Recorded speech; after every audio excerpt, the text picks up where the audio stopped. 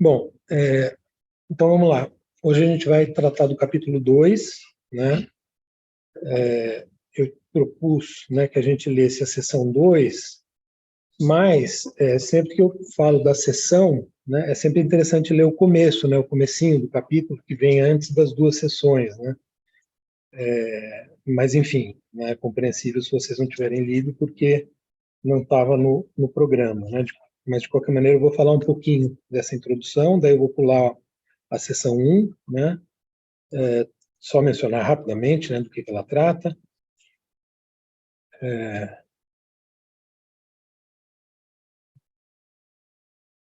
E depois passar para a seção 2, na qual também tem, enfim, algumas partes que eu acho que a gente pode se concentrar mais e algumas que a gente pode acelerar bastante, assim. Bom, então, o título do capítulo 2 é Angústia na progressão do pecado hereditário. Só que vejam só que interessante. Em inglês, eles traduzem angústia por anxiety, né?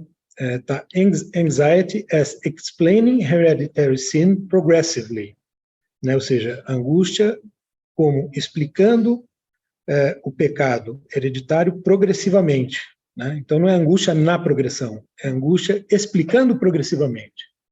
Muda bem o sentido, né? E em espanhol, tá, la angústia como pecado original progressivamente considerado, né? Quer dizer, então, angústia como pecado original progressivamente considerado. Também muda completamente o sentido. Então, nas três línguas está diferente, como eu não sei dinamarquês, eu não tenho como conferir, mas vou confiar aqui na tradução do Álvaro Valls, né, que é o nosso grande especialista em Kierkegaard no Brasil, e ficar com a tradução que ele adotou, né? Bom, ele começa a sessão, né, repetindo algo que a gente já estava vendo, né, dizendo que junto com a pecaminosidade foi posta a sexualidade. No mesmo instante, começa a história do gênero humano, né?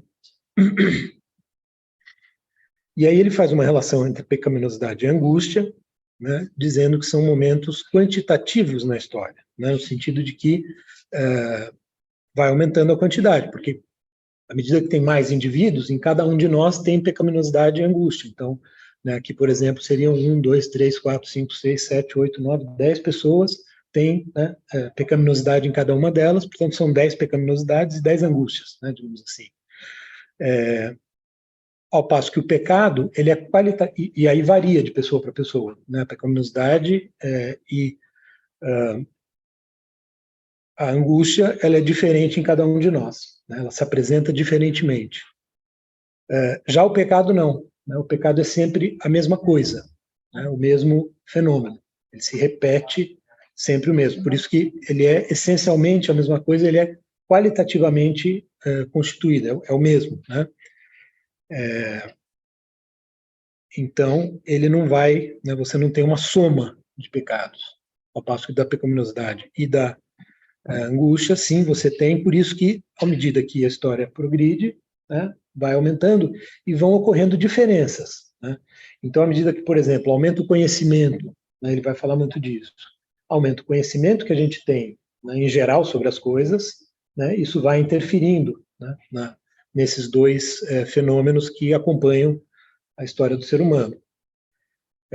Então, uma das consequências, por exemplo, que ele vai mencionar bastante, né, é que, por exemplo, a pecaminosidade pode chegar cada vez mais perto da criança, né, aquilo que eu mencionei na última aula, né, que eu sugeri, acho que tem alguns trechos aqui que são muito claros nesse sentido, né, que é o que hoje em dia a gente chama de erotização precoce da criança, né?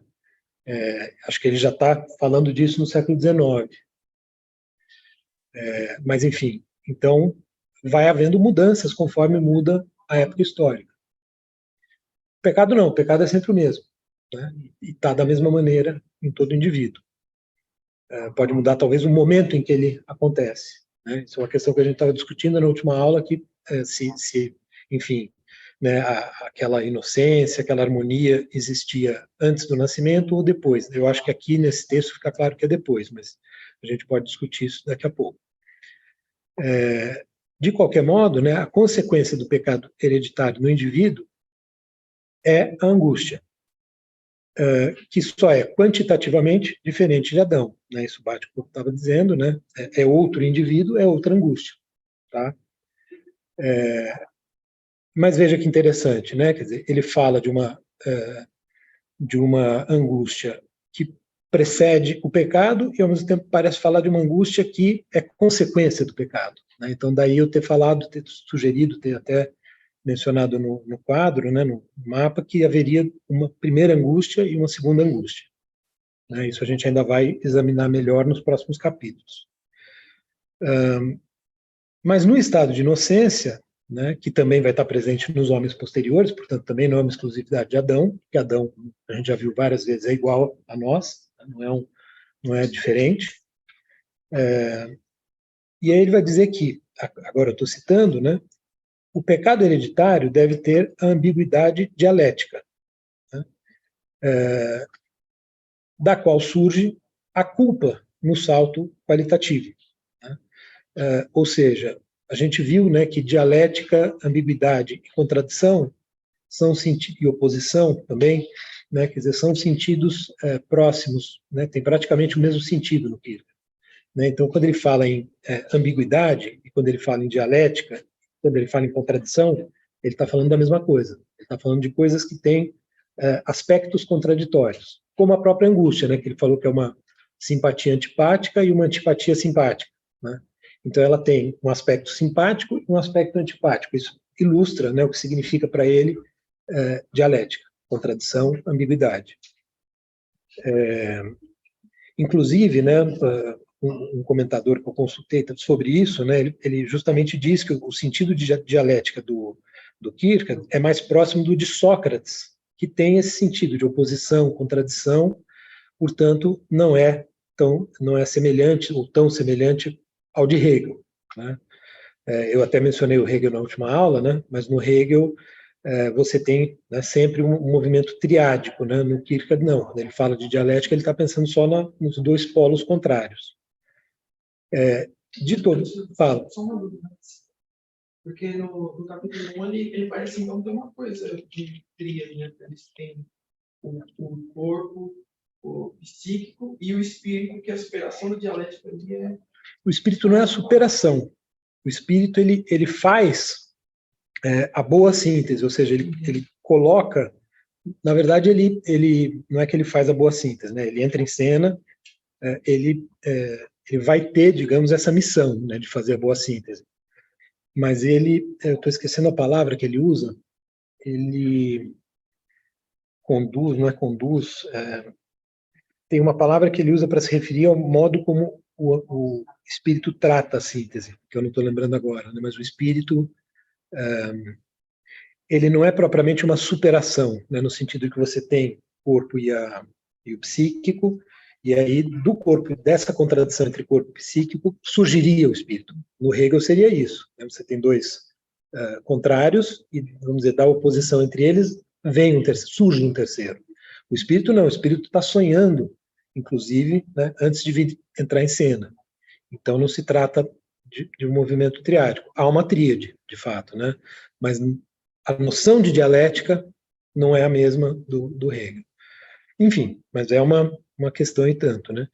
De todo modo, né, o pecado tem ambiguidade, né,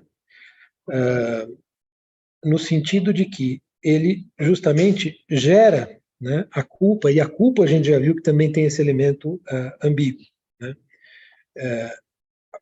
A ocorrência do pecado, digamos assim, né, ela não tem propriamente ambiguidade, né? Quer dizer, ele sempre acontece.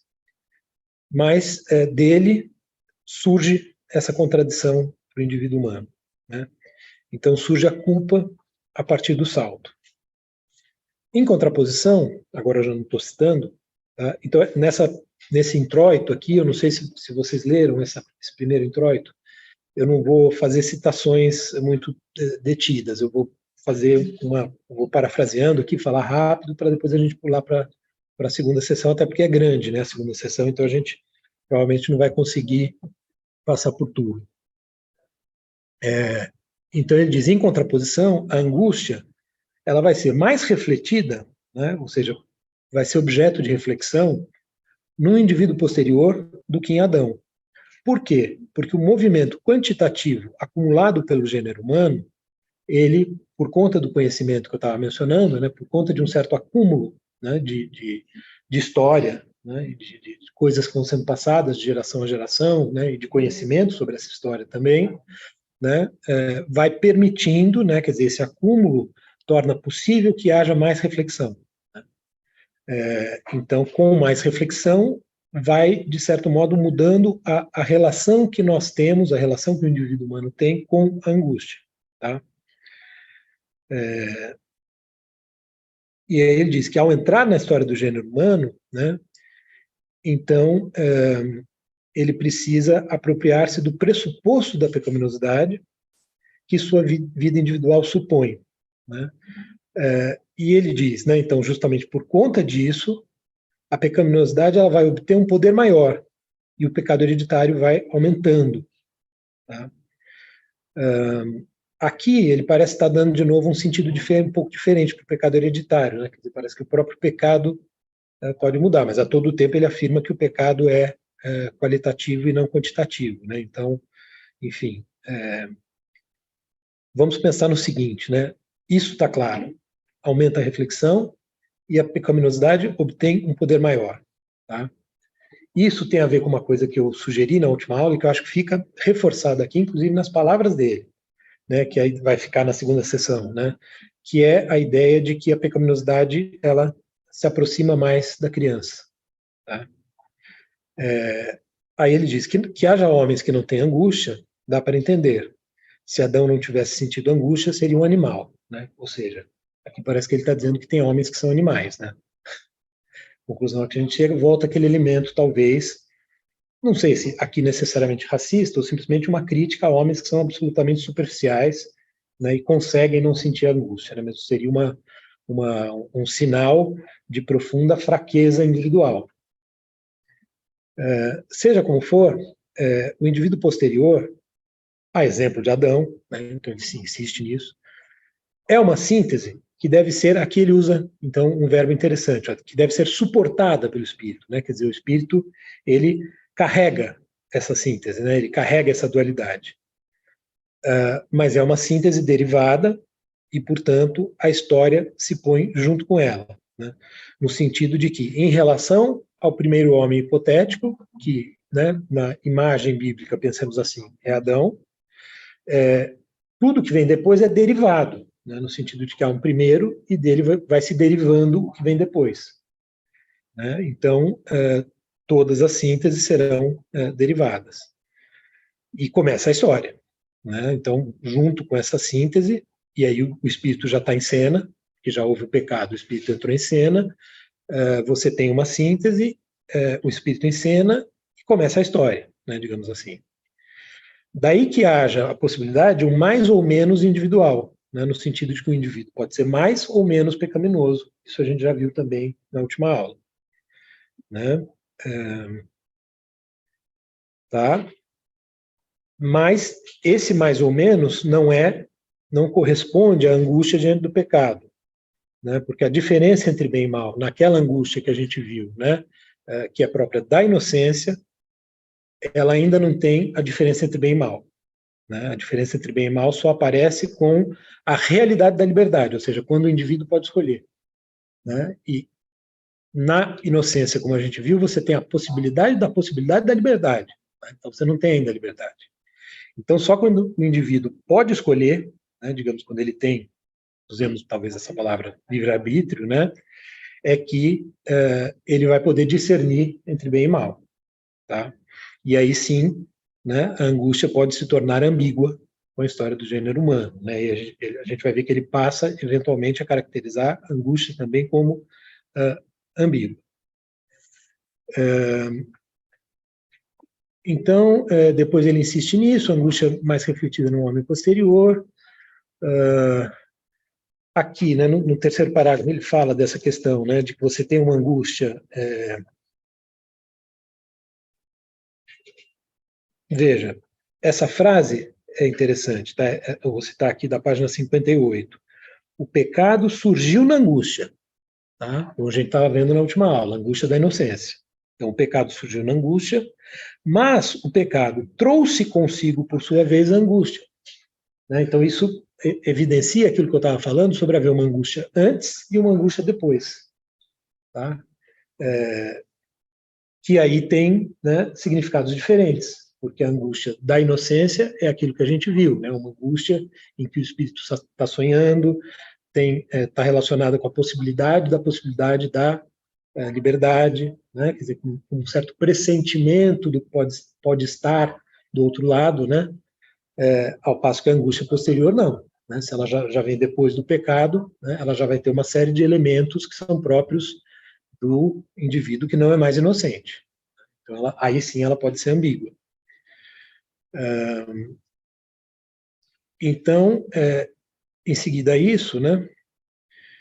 Ele vai dizer, né, que então a continuidade do pecado, né, ele vai continuar à medida que o ser humano, que existe ser humano na Terra, né, vai ter pecado, né, gera também uma possibilidade que angustia. Por quê? Porque existe a possibilidade de salvação, né?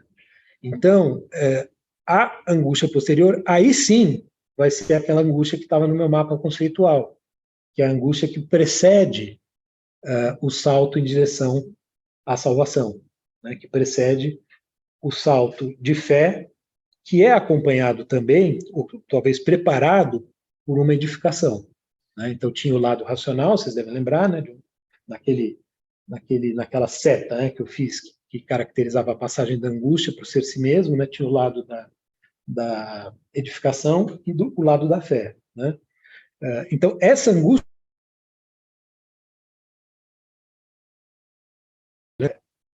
porque o pecado ele teria que estar desarmado, ele teria que ter desaparecido para isso, né? E o ser humano ele está sempre, eu estava só vendo uma questão aqui da internet, ele está sempre podendo pecar, né? Quer dizer, o pecado está sempre presente, né? A pecaminosidade está dentro dele, né? Então, e não é nostalgia que a gente estava falando na aula anterior, né? Se trata de voltar a um ponto anterior, né? Mas sim de encontrar por si mesmo um caminho que é um caminho de salvação, que vai ser diferente para cada indivíduo, né? Nesse sentido que não é importante frisar isso, né? Quer dizer, não é um retorno.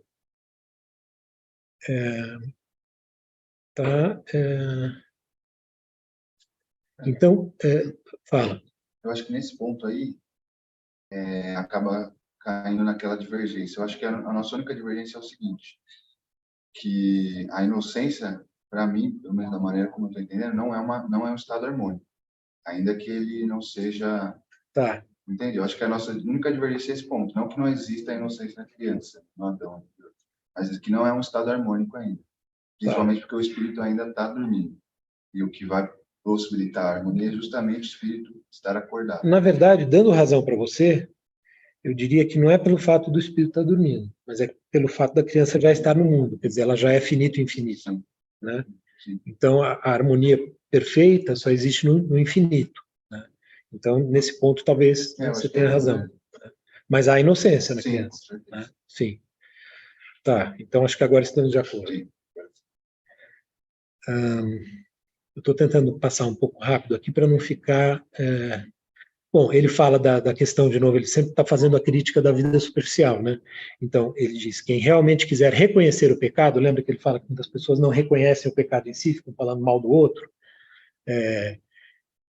Quem realmente quiser reconhecer o pecado e ver como poderá ser sua salvação, reconhecerá e terá vergonha da desenvoltura estética. Quer dizer, o que é a desenvoltura estética? É justamente, quando ele fala estético, ele está se referindo àquele estágio estético, a vida superficial, a vida da sociedade burguesa que ele tem diante de si, na Dinamarca da época, e que ele está criticando, né? Então, a desenvoltura seria, né, a soltura, né, com que as pessoas circulam falando, né, dos outros que cometem pecados, mas se achando perfeitas, né, e assim por diante. Então, é isso que ele está o tempo todo criticando. Ele fala aqui também, né, quando a salvação é posta, a angústia é deixada para trás, né? Aí a gente vai ter que discutir mais adiante, né, se a salvação ela é propriamente posta e ela fica como definitiva, né, ou se ela é posta, mas mesmo assim há uma vida após a salvação em que o homem, sendo finito e infinito, né, ele não está ainda 100% salvo. Acho que a gente vai ter que discutir isso, né, porque me parece pouco razoável. Se ele continua sendo finito e infinito, né, imaginar que a salvação é para sempre, dentro da vida terrena, me parece complicado. Mas a gente vai chegar lá, né, o quinto capítulo é o que fala da salvação. Bom, eu vou passar um pouco mais rápido aqui. Ele insiste aqui muito nessa crítica, né? Também tem esse lado, né, na vida superficial, de falar, eu não peco, né, o pecado está no outro. Mas também tem o seguinte tipo de raciocínio: como todo mundo peca, né, eu vou pecar também, né? Quer dizer, tem essa ideia, né? Também tem esse argumento, né, digamos, comum na sociedade burguesa. Ou então, né, daquele que pecou e eventualmente, por exemplo, a gente entende que ele pecou porque é fruto de né, sei lá, de uma realidade de pobreza ou qualquer coisa do tipo, né? Os pais, né, tinham, enfim, questões, dificuldades, né? Então a gente fala, coitado, ele não teve escolha. Pelo menos eu não sou como ele. Né? São argumentos que ele menciona aqui, né, que são típicos dessa superficialidade, né, e dessa hipocrisia que é própria da sociedade burguesa, tá? Bom, por fim, então ele fala duas coisas sobre angústia, né? A angústia na qual o indivíduo põe o pecado por meio do salto qualitativo, ou melhor, né? A angústia é duas coisas, né? Que afirma com todas as letras. Tem a angústia na qual o indivíduo põe o pecado por meio do salto qualitativo, que é a da infância, né? Ou a da inocência, e tem a angústia que vem com o pecado, que entra no mundo determinada quantitativamente a cada vez que o indivíduo põe o pecado. Ou seja, toda vez que o indivíduo peca, sendo o pecado sempre, né, basicamente a mesma coisa, e o indivíduo peca inevitavelmente, entra a angústia. Só que a angústia, como ela é quantitativa, então tem uma ali, uma ali, uma ali, uma ali, né, uma em cada um de nós, ela vai se manifestar de maneiras diferentes. Essa segunda angústia, né? A primeira, aparentemente, é mais parecida, pelo menos, né? Tudo bem? Então aqui fica claro, né, como a angústia na verdade, tem dois momentos de angústia: a angústia da inocência e a angústia, digamos assim, da vida adulta. Fernando, nesse ponto eu queria te fazer até uma pergunta. Juntando esse assunto da primeira angústia, também aquela passagem onde ele fala que certas pessoas podem não ter ser mais parecidos com animais, né, porque deixam o espírito de lado. Lá naquela parte onde ele vai começar aquela passagem extremamente machista, tem um determinado momento que ele faz uma ponderação que é o seguinte: ele está falando que os gregos, de alguma maneira, eles tinham a sociedade deles sem o espírito, e justamente por isso que eles davam tanto valor à beleza, né? Para até citar aqui, eu vou falar assim. Quando é a beleza que deve dominar, ela realiza uma síntese da qual o espírito está excluído. Este é o segredo de toda a cultura grega. Por isso há uma despreocupação na beleza grega, porque o espírito está excluído. Mas por isso também há uma profunda tristeza inexplicável. Por isso, a sensualidade não é pecaminosidade, porém um enigma sem explicação, que angustia. Por isso a ingenuidade está acompanhada de um nada inexplicável, que é o da angústia. E aí essa passagem me fez ficar pensando que talvez ele esteja até dizendo que o próprio povo grego, mesmo os adultos, ou enfim, está até dizendo que é possível que você esteja num estado onde o espírito não está colocado, e portanto num estado de inocência de alguma maneira, mesmo você sendo adulto e mesmo na sociedade inteira. Eu acho que não. Vou divergir de novo de você pelo seguinte: vamos ver, né? Acho que é possível, porque Adão é o primeiro homem hipotético, né? Então ele é anterior ao aparecimento do cristianismo com Cristo, né? Então ele está pensando, né, me parece, né, em algo que é muito anterior ao próprio aparecimento do cristianismo. Então, a descrição que ele está fazendo do ser humano, né, eu imagino que é válida para todo ser humano, desde o primeiro. Né? O espírito está ausente dessa síntese da arte grega. Assim como ele vai falar que o espírito sai de cena no ato sexual. Né? Tem aquela passagem esquisita, né, em que ele fala isso, né, o espírito ele sai, a gente vai ver daqui a pouco. Então, acho que talvez seja isso, quer dizer, o espírito ele não está presente ali. Né? Naquele ponto específico. Mas talvez ele também esteja querendo dizer que o povo grego tenha menos espírito ou alguma coisa do tipo, né? Porque ele sempre fala que né, o que vem depois do cristianismo é superior ao grego. Né? Porque ele fala que é uma angústia sem explicação, parece até aquela angústia que é aquela angústia antes de alguma maneira do pecado Sim, original. Mas tem angústia, né? Sim. Então, enfim.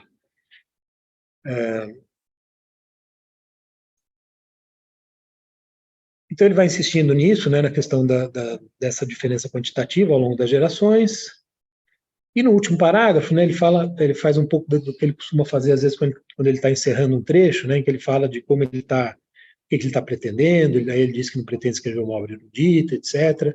Então eu vou passar por isso, vou pular a seção da angústia objetiva, né, mas na seção da angústia objetiva ele acaba relacionando, né, a angústia com o nosso lado, digamos assim, puramente animal, né, porque seria algo que é próprio da natureza.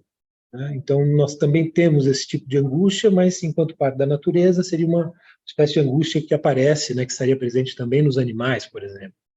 Né? Então, por isso eu achei que a gente podia pular, até porque no último parágrafo ele afirma: aqui interrompo o que deixei de vir ao primeiro plano, para no instante seguinte rejeitar para além da presente investigação. Então ele diz, né, não faz parte dessa investigação. Tá? É uma angústia objetiva na natureza que se contrapõe à angústia subjetiva no indivíduo humano. Tá? Então por isso eu pulei, né, eu propus que a gente pulasse a primeira sessão. Bom, aí na segunda, né, que aí sim eu imagino que vocês tenham lido,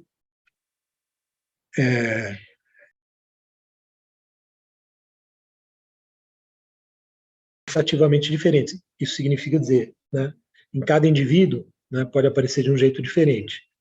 Né? Então, não sei se no pecado em si há mudança. Né? Acho que a mudança está na angústia, está na pecaminosidade e assim por diante. Então, justamente por isso, quando você coloca reflexivamente a angústia, como está dizendo aqui, né, e ele diz se ousa pôr, quer dizer, parece que é uma certa ousadia, né, no sentido de que o homem do conhecimento, né, a partir do conhecimento, né, ele quer compreender a angústia, mas essa compreensão é de alguma maneira inadequada. Tanto mais facilmente poderia parecer que se consegue convertê-la em culpa. Né? Quer dizer, como se a angústia, por exemplo, a angústia da infância, já envolvesse um elemento de culpa. Né? Mas a angústia em si não é a culpa. A culpa é diferente da angústia. Né? O indivíduo angustiado, ele tem a possibilidade, ele vai insistir muito nisso, né? Ele tem a possibilidade, digamos, né, de seguir o caminho correto. Né? O caminho que ele vê como correto, que é o caminho que vai em direção ao ser si mesmo. Né? Então a culpa é do indivíduo, não da angústia. Tá? Então ele está dizendo que não dá para dizer botar a culpa na angústia. Né? Embora da angústia da inocência, né, ele fale que a angústia meio que toma, né, e meio que conduz ao pecado. Mas enfim, certamente no caso da angústia do homem adulto, digamos assim, ou enfim, que já pecou, né, pela primeira vez, não é o caso. Tá? Nenhum mais produz o salto, ele diz, né? Então, ainda que a angústia se torne mais e mais refletida, né, em que haja mais reflexão, a culpa que brota da angústia com o salto qualitativo conserva o mesmo grau de imputabilidade que a de Adão e a angústia a mesma ambiguidade. Quer dizer, a angústia, né, que brota do salto, essa angústia posterior ao salto, portanto, que é diferente da angústia da inocência. Tá? E me parece que agora ele vai focar mais nessa, né, na angústia que é posterior ao pecado. Ele já não vai falar tanto da inocência. Né?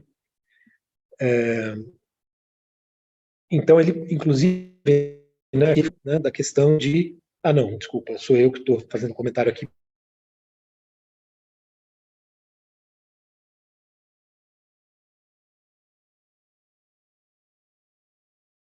Uma coisa que eu coloquei aqui, que eu fiz uma anotação.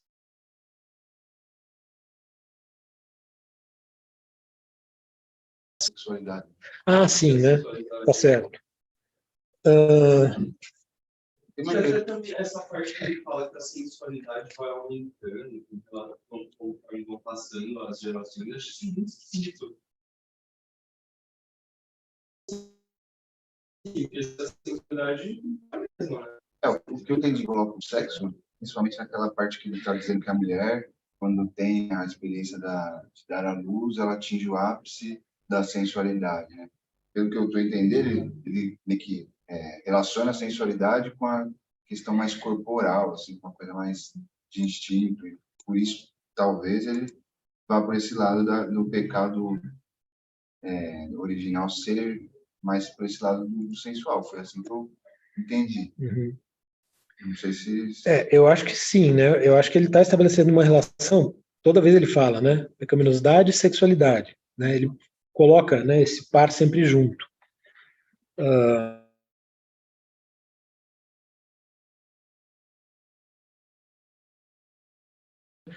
Não é sexual, né? Talvez decorra, né, vamos dizer, de um aparecimento da sensualidade de alguma forma para ele, né, como apareceu para Adão. Embora ele ainda não tivesse a capacidade de discernir o bem do mal, por isso ele era inocente, ele não tem culpa no primeiro momento, né? Mas aqui ele está focando, né, muito mais nisso de fato, né? Então, mas você tem razão, né? Os pecados porque depois do primeiro pecado, aí você vai ter vários pecados possíveis. E aí, nesses pecados, né, o indivíduo é sempre culpado, né? Ele tem a opção de não pecar. Então, acho que isso ele está dando de barato, digamos assim, né? Quer dizer, ele está partindo do princípio de que depois, né, o indivíduo vai ter o livre-arbítrio e pode escolher uma coisa ou outra. Pode escolher cometer o pecado, matar alguém, por exemplo, como pode não matar, né? Eu diria isso, tá? Bom, no segundo parágrafo, então, da seção segunda, né, que era a que a gente deveria ler para hoje, ele diz: pretender negar que qualquer indivíduo posterior tenha ou deva ter tido um estado de inocência análogo ao de Adão, não só indignaria a qualquer um, como também anularia necessariamente todo o pensamento, pois neste caso haveria um indivíduo que não seria um indivíduo, senão que se relacionaria apenas como um exemplar com a sua espécie e, não obstante, ao mesmo tempo deveria ser considerado sob a determinação própria do indivíduo, isto é, como culpado, né? Na verdade, aqui também é bem confuso esse parágrafo, né? Eu li de maneira equivocada. Ah, não, desculpa, é isso mesmo. Né? Quer dizer, negar que esse indivíduo tenha tido, o indivíduo ainda não tem essa capacidade. Né? Na inocência não há reflexividade. Há insciência, a falta de conhecimento. Né? Depois do salto, a reflexividade passa a ser, né, uma pressuposto, uma pressuposição, né, um pressuposto no qual o indivíduo é impelido para além de si mesmo. Por que para além de si mesmo? Né? Porque aí a capacidade de reflexão pode levá-lo, né, justamente a projetar possibilidades diferentes. Então, ele pode projetar possibilidades que são pecaminosas e pode projetar possibilidades que não são pecaminosas. Tá? Então, veja, há uma mudança clara. Né?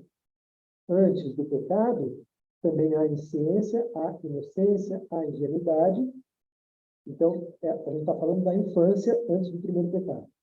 Depois do pecado, há conhecimento, né? Começa a haver capacidade de fazer essa subdivisão entre A e B. Ele diz: consideremos agora mais de perto o algo que o nada da angústia pode significar no indivíduo posterior. Né? Então, o que é isso? Né? O que vai ser o nada do indivíduo? Né? Que significado ele vai ter? Na consideração psicológica, ele, em verdade, já vale por algo. Né? Quer dizer, tem que estudar psicologia. A psicologia está estudando, então ela já tem no algo, um conceito, um objeto, né, de estudo, vamos dizer assim. Mas a consideração psicológica não esquece que, se o indivíduo se tornasse culpado sem mais, só devido a este algo, toda e qualquer observação estaria anulada. Né? Ou seja, se ela se na angústia infantil, né, bastasse esse algo para tornar o indivíduo culpado. Ou mesmo na posterior, aliás, né? Porque, de novo, agora ele vai passar a insistir muito nisso. O indivíduo tem a escolha. O ser humano tem a escolha. Né? E é muito, né, uma afirmação da Bíblia, né? Ele é muito, né, o indivíduo, ele escolhe. Ele tem a possibilidade de decidir. Né? Então, se ele se tornasse culpado, né, por causa desse algo, já está dado que ele é culpado, né, então, de nada ele estaria. Bom, aí ele termina esse introito, né, dizendo: esse algo que o pecado hereditário significa é, dois pontos, parece que é o título do A, né?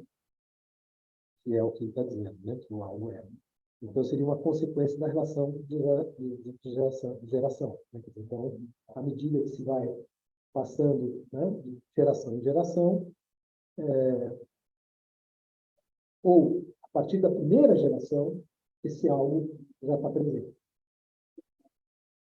E aí ele começa dizendo, né, não é um algo que pudesse interessar aos médicos, como se alguém nascesse defeituoso.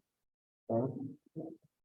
Aqui, quer dizer, como né, eu acho que é um trecho bem difícil da gente interpretar, né? Porque ele coloca esse algo é dois pontos, a gente não entende, será que é mesmo o título, né, lá, ou é o que ele vai estudar no ar, né? E aí ele fala, bom, o que não é um defeito físico, que os médicos pudessem estudar? Então, é o pecado hereditário, né? É a angústia, em que nada está presente, né? Enfim, né? Seja como for, né? Quer dizer, esses fenômenos que ele está falando, seja o pecado, seja a angústia, seja o nada, são fenômenos, né, que fazem parte do ser humano de tal maneira que somente a psicologia, se tanto, pode compreender em algum medida.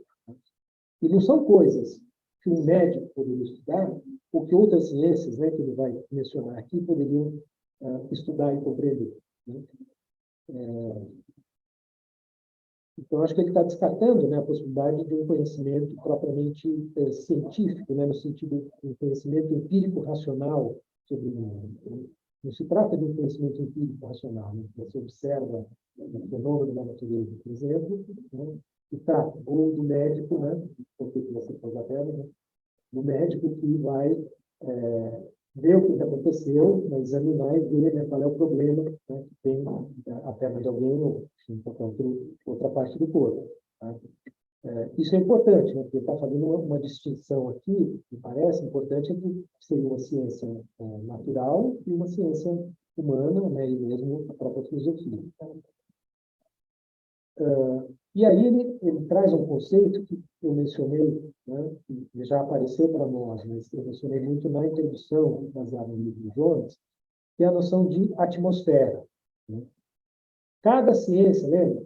Ele fala, cada ciência tem uma atmosfera própria. Né? Em inglês eles traduzem por mood, né? Um humor próprio, né? Um estado de ânimo próprio. E aqui ele retoma essa ideia. E ele dá o conceito de fé, por exemplo. Como um exemplo de, na fé você tem uma atmosfera muito peculiar. Né? Portanto, é um exemplo significativo na filosofia. E ele diz, quando no conceito de fé afirmamos unilateralmente o aspecto histórico, de tal modo que acabamos de esquecer sua originalidade primitiva do indivíduo, ela se torna uma tacanice infinita, em vez de ser uma livre infinitude. Né? Ou seja, né, ele está dizendo o seguinte, a fé só é verdadeira se brota no indivíduo livremente. Então, essa é a atmosfera da fé. Né? Ela tem que brotar no indivíduo. Né? Ela tem que ter uma originalidade no indivíduo. Ela tem que se originar no indivíduo. Do contrário, né, ela é uma tacanice. Então, não adianta, por exemplo, né, a pessoa ir à igreja, ir à missa do domingo, dizer que é cristão, etc., né? Mas, na verdade, não ter fé. Porque o estado de ânimo dela, a atmosfera, né, na qual ela está, não é a atmosfera da fé. E ele usa esse conceito, que está dando exemplo da fé, ele usa esse conceito para todas as ciências, né? Então, esse conceito é muito importante para ele. No segundo parágrafo, pessoal, se vocês puderem passar ali, para vocês já estão passando. Se alguém puder iniciar, você começa, Luiz. O segundo parágrafo, que é mais curtinho, eu vou citar, e aí entra a questão, né, que você estava colocando.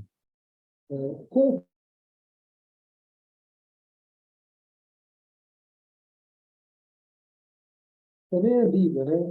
O conceito de sensualidade me parece um pouco ambíguo, né? Mas vamos lá. Ela se torna, ou seja, a sensualidade, isso ele vai afirmar depois também, ela pode não ser pecaminosidade, porque há uma forma de sensualidade que ele considera não pecaminosa, que é inclusive a sensualidade no interior do casamento celebrado corretamente segundo, né, as normas cristãs. Então, aparentemente, né, aí ele vai estar muito baseado, né, no texto da Bíblia, né, enfim, então, sexo que não seja feito, né, dentro de casamento é pecaminoso. Então, a sensualidade ela se torna pecaminosidade, né, a partir do pecado. Porque ela adquire, né, um significado, talvez já em pensamento, já nos desejos, né, que a criança passa a sentir depois que for o pré-adolescente, que né, a gente não sabe exatamente onde a gente está, ela se torna pecaminosa. E aí ele diz, esta proposição tem um significado duplo. Né? Com o pecado, a sensualidade tornou-se pecaminosidade, afirmando o que ele acabou de dizer, e com Adão, o pecado entrou no mundo. Né? Ou seja, havia antes o quê? Inocência. Não havia sensualidade / pecaminosidade. Né? Essas definições devem permanecer separadas uma da outra, né? Ou seja, são diferentes, essencialmente diferentes, e aí, com efeito, que a sensualidade um dia se tenha tornado pecaminosidade pertence à história da geração.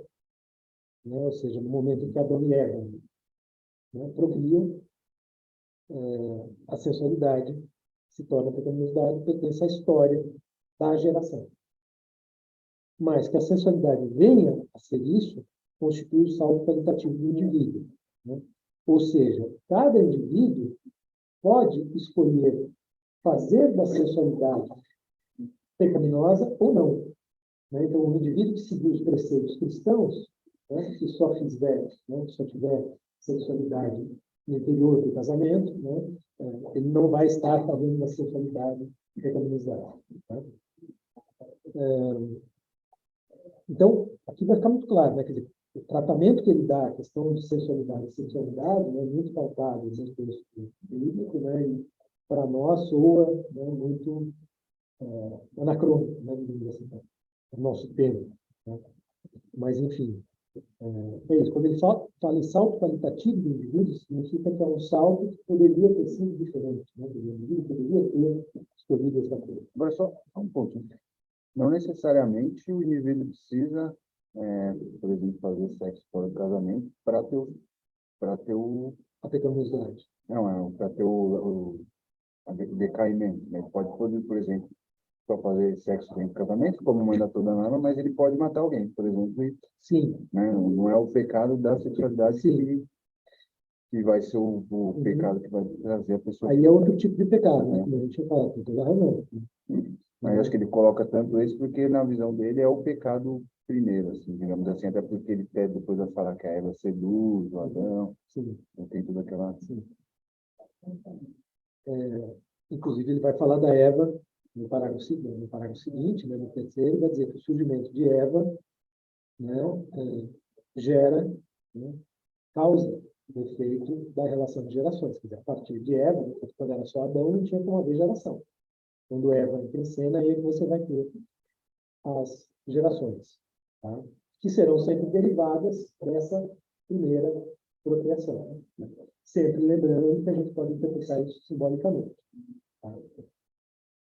De todo modo, bom, aí você passa a ter a diferença quantitativa, de tal modo que o indivíduo que vem depois é tão primordial como o primeiro. É um ponto que ele já insistiu bastante. Tá? Eu vou tentar pular para algo que não seja tão repetitivo, né? No parágrafo 4, né, ele fala sobre a diferença de mulher e homem. Né?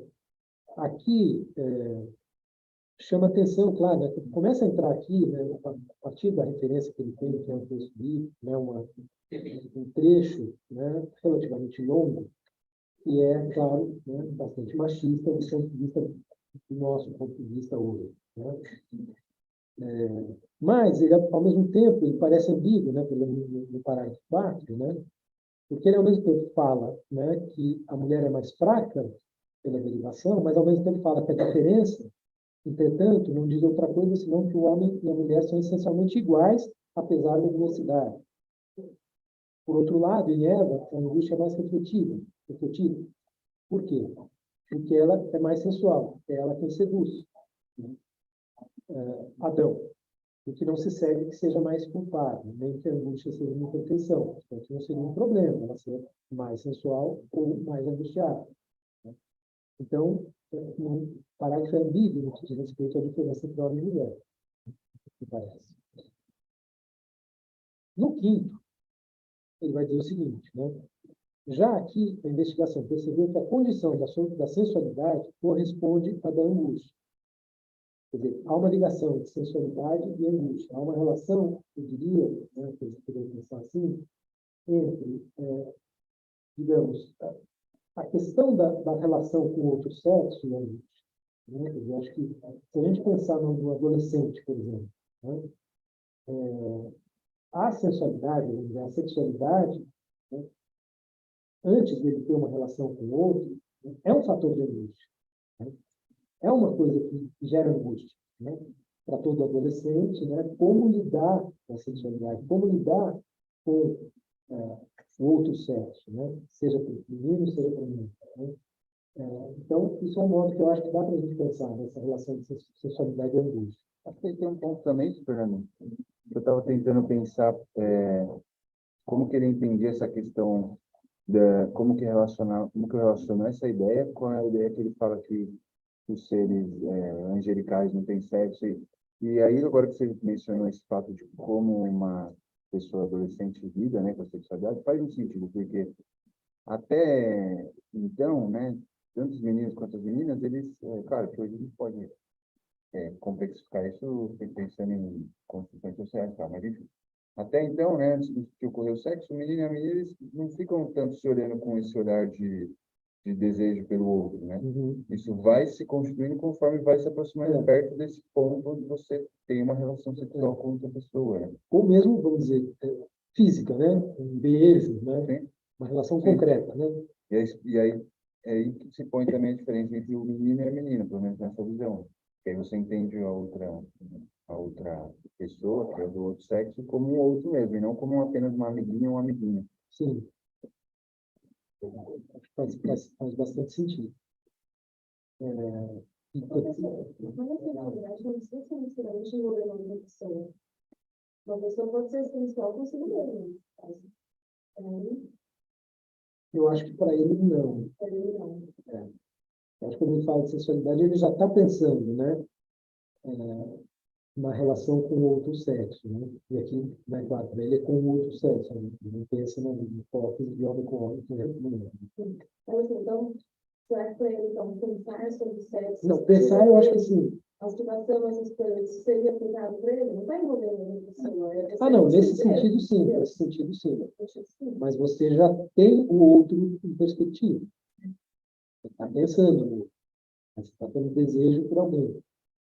Então, já está dada essa questão da diferença sexual entre os gêneros. Né? Porque eu estava pensando nesse momento em que isso não estaria ainda dado em termos sexuais. Né? Quando a menina brinca, ela 4, 5 anos de idade. Claro, a questão vai se complexar a partir do Freud mesmo. Tá? Mas eu acho que para ele seria um pouco isso. Né? Então, e eu acho que ele está criticando, inclusive, né, muitas vezes, eu já falei isso, né, e eu acho que está ficando claro, a erotização precoce das crianças, né, que hoje, então, mais forte ainda, muito mais forte do que no século XIX. Mas não sei, talvez no século XIX, século XIX, não tinha aquela ideia de que a criança era quase um adulto mirim?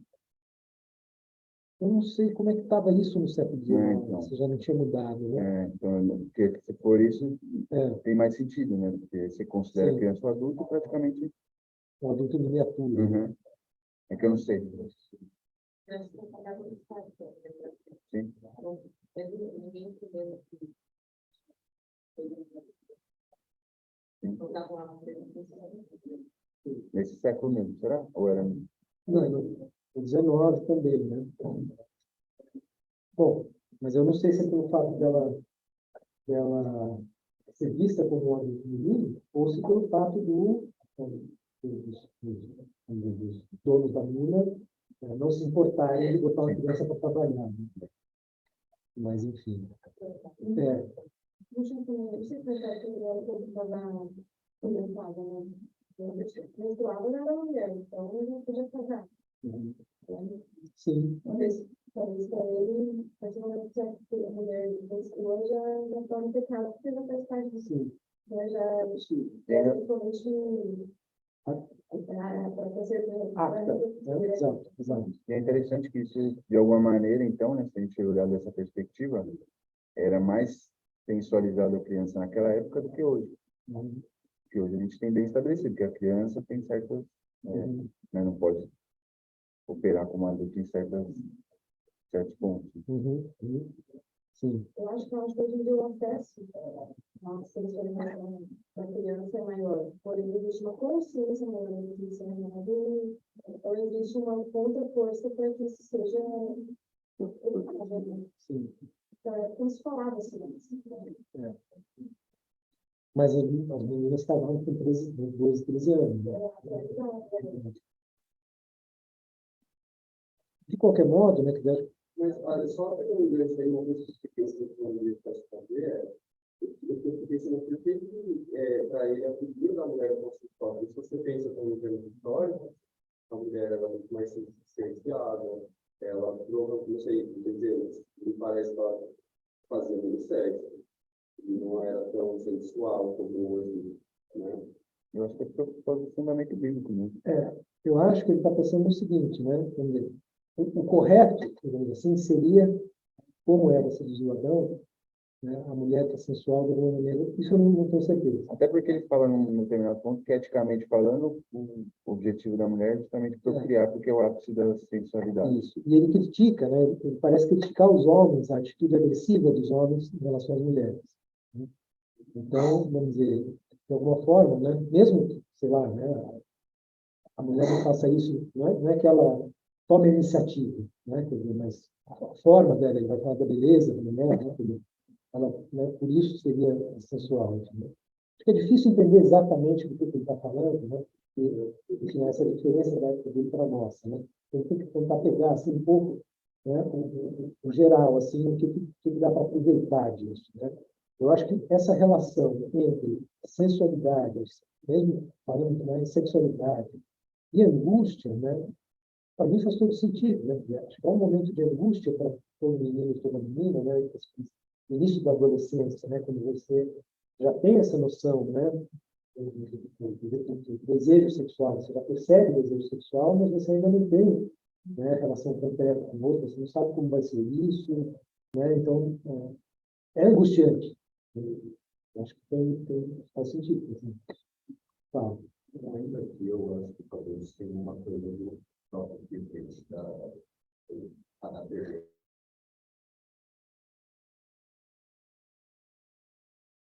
pelo breve passar a frente do papel da me parece que são muito frustradas. Não, e tem aquela mulher. Não, e o próprio. Deixa eu a descrença, toda a relação dele para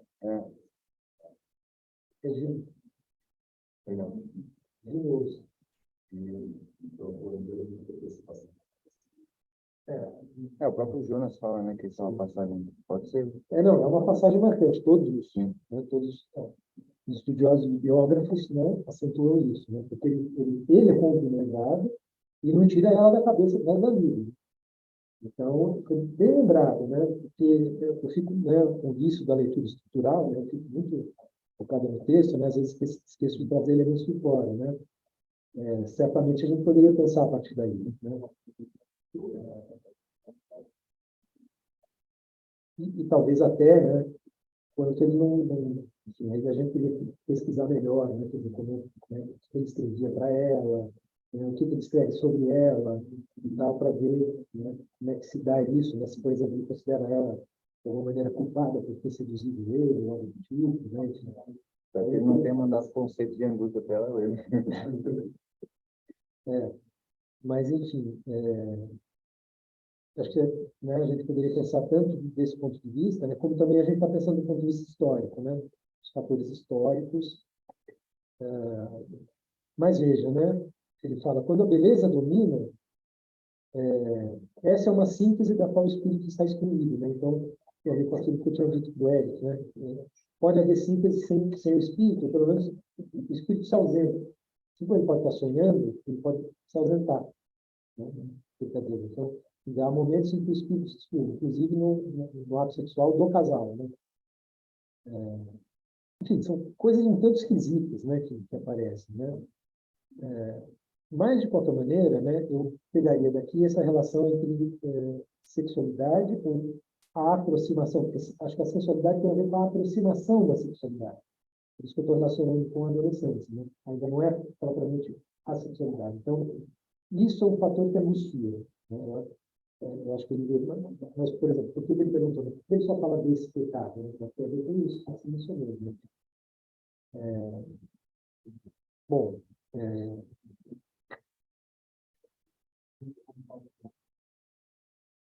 onde é que estava mesmo?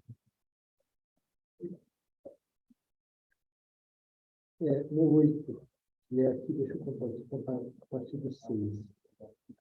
8, aí ele vai fazer a análise da arte grega quanto a isso, depois ele vai falar do romantismo,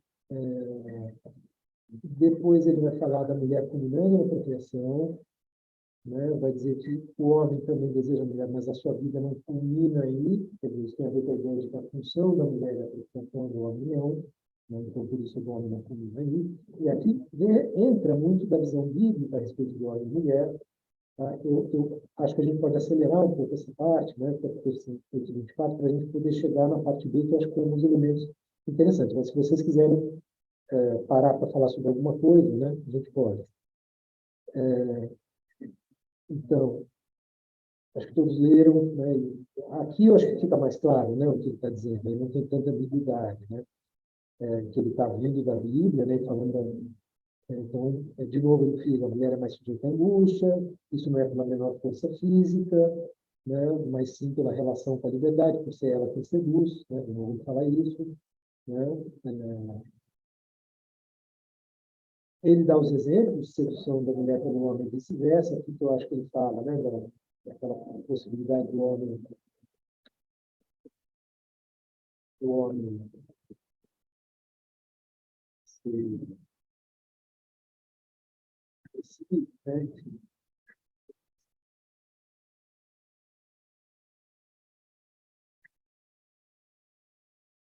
Só essa parte aqui é interessante, né? O indivíduo procriado é mais sensual do que o original. E este algo mais corresponde ao algo mais, como uma geração, para cada indivíduo posterior em relação a Adão. Ou seja, o Adão ele era menos sensual do que os que vieram após ele, que foi procriado de alguma maneira, e o Adão fugiu. eu acho que é porque vai aumentando a sensualidade, né? Isso que ele está falando, vai aumentando a pecaminosidade, a sensualidade e a pecaminosidade vão aumentando juntos ao longo da história. Tá? Parece que é isso que ele está defendendo.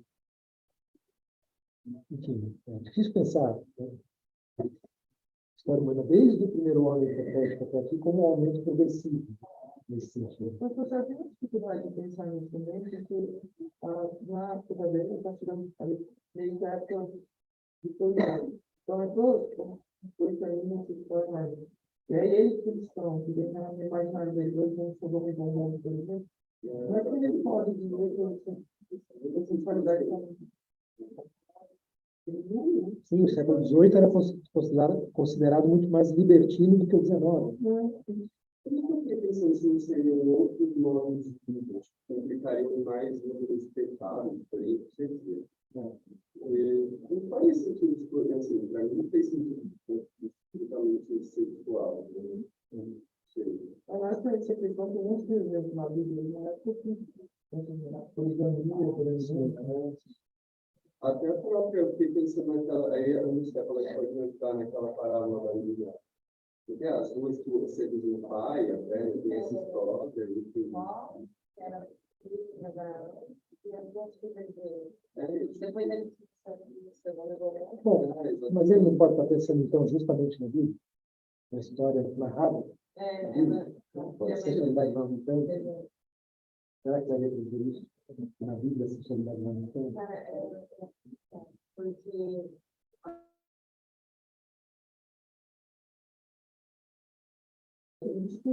mais sensual do que iniciativa do mundo. Então, é isso, não é um livro. É isso que eu estou dizendo. sim, eu acho que no sentido que a humanidade seja responsável por tantas gerações e todas elas vieram do sexo procriado. Então, como de gerações, como de pecado faz pecado, e isso é época que Adão não tinha pecado, porque ele foi gerado de barro, não foi gerado de sexo, né? E a gente já foi gerado depois de milhares de coisas, depois de milhares de pessoas caminhando para ele estar cheio de pecado, basicamente. E eu acho isso. Isso é uma contaminação. Também. Então, quando a quantidade de gerações. Também por isso que ele fala em quantidade, não que é qualitativamente maior, mas quantitativamente maior. Eu confesso que eu fico pensando umas coisas absurdas, tipo, quando a gente começar a procriar bebês no laboratório, vai começar a diminuir, então, não vai ter quantidade. Não é aquilo, ela está fazendo sexo, os bebês vão ser gerados no laboratório. Será que isso daria isso? Olha, só para terminar, daquela questão do sexo, né, da sensualidade, naquela passagem que eu citei, ele fala o seguinte: no momento da concepção, o espírito retirou-se para a distância máxima, e por isso a angústia está no seu máximo. É nessa angústia que o novo indivíduo se forma. No momento do parto, a angústia culmina pela segunda vez na mulher, e nesse momento o novo indivíduo vem ao mundo. Que uma parturiente se angustia é fato bem conhecido. A fisiologia tem a sua explicação, a psicologia deve ter também a sua. Na hora do parto, a mulher atinge outra vez o ponto mais remoto de um dos extremos da síntese. Por isso o espírito estremece, pois nesse momento ele está sem ter o que fazer, está, por assim dizer, suspenso. A angústia é, entretanto, uma expressão da perfeição da natureza humana. E eis porque só nas tribos de cultura inferior se acha uma analogia com o parto fácil do animal. Uhum.